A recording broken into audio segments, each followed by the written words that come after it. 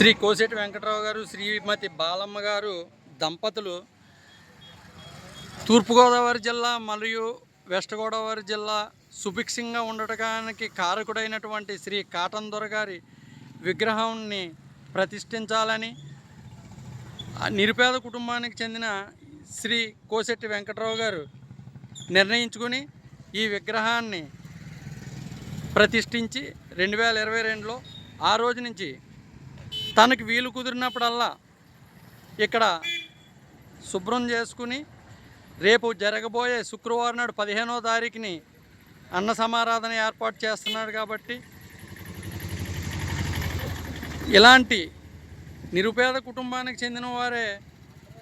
గుండుల్లో పెట్టుకుని పూజిస్తున్నటువంటి కాటన్ దొర గారికి మీరంతా కూడా సహకరించాలని కోరి ప్రార్థిస్తున్నాను.